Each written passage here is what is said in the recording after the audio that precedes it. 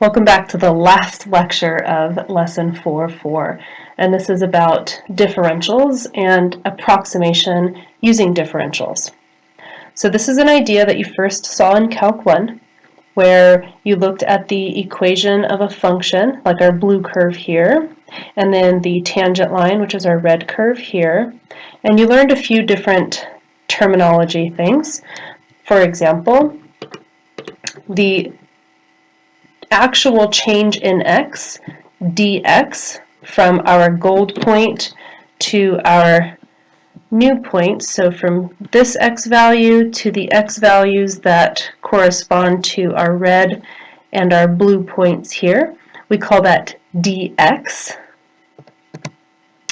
And then the change in y from the y value at our gold point up to the y value on our tangent line, that's called dy. So this is our differential, and that's what we have written up at the top right-hand side of the screen. That's basically the change in y along the tangent line.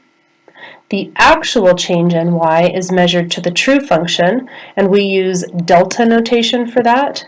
So delta x is actually the same thing as dx, because x is independent, which means the tangent line is not affecting the value of x.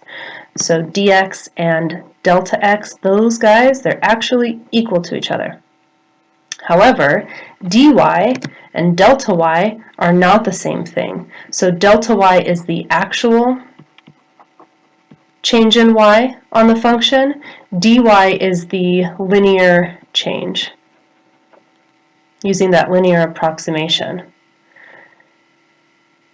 And if we keep delta x, the change in our independent variable, very small, so if we were to let delta x shrink here, then you would notice that the difference between dy and delta y would get smaller and smaller until they're indistinguishable. And so approximation by differentials uses that idea that says that the approximate change on the tangent line is about the same thing as the actual change on the function, so long as the independent variable isn't allowed to change too much. Now let's adapt this for a Calc 3 problem. Our differential, the change in the dependent variable,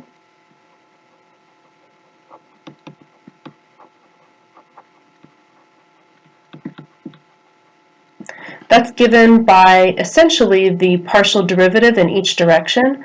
This looks a little bit like the equation of the tangent plane, except for it's missing that initial point, f at x0, y0. We're just measuring the change, so we don't need that f0 point. We're just looking at how much it's changing, so it's just the two partial terms. The actual change in our dependent variable z would be the function evaluated at some advanced point where we added a small amount to x0 and y0, subtract the original point, f at the x0, y0. So this is our actual change compared to our linear approximation change.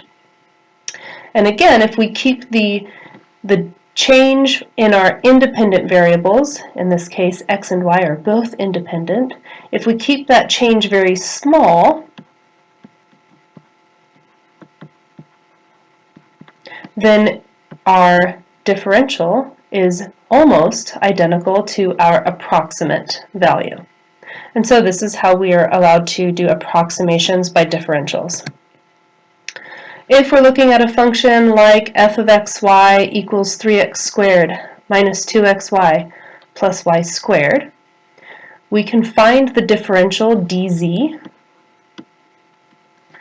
which came from the x partial times delta x and the y partial times delta y, and we can use it to approximate delta z at 2, negative 3.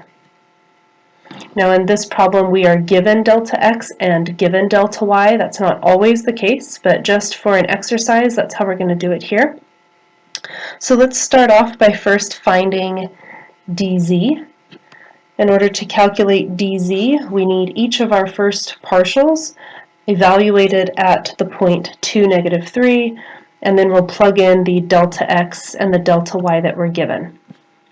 So let's go ahead and start the calculations. The partial with respect to x is going to look like 6x minus 2y, and when we plug in 2, -3, we get 6 times 2 minus 2 times -3, or 12 plus 6, which is 18.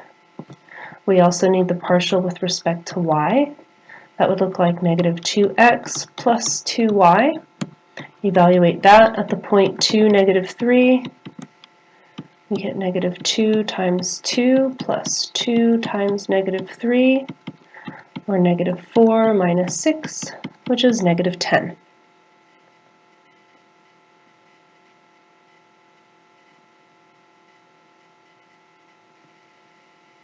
And we're going to plug those into our dz. So dz will look like 18 minus 10, oops, forgot my deltas. dz is the f partial, the 18, times delta x, which we're told is 0.1. So I have 18 times 0.1. I'm going to actually, let's do this step by step. 18 times delta x plus -10 times delta y. Use the delta x and delta y that you're given.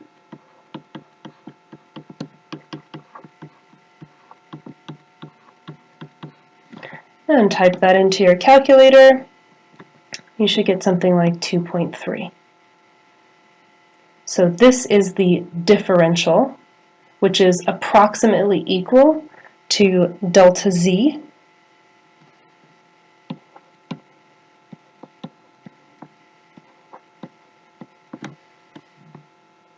So that's our approximate value.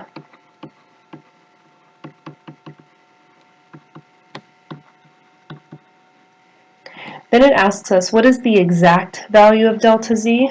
Well, in order to find the exact value of delta z, we are going to evaluate our function at 2 plus delta x, as well as y is -3 plus delta y. Again, use the delta x and delta y that you're given. So 2 plus delta x becomes 2 plus 0.1, and -3 plus delta y becomes -3 minus 0.05. And then we do minus f at 2, -3 to complete our delta z. So we need to evaluate our function at 2.1 minus 3.05. We also need the function evaluated at 2, -3.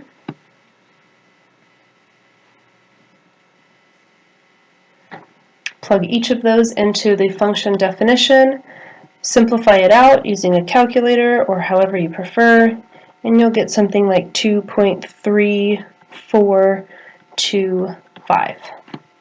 So this is the actual change in z.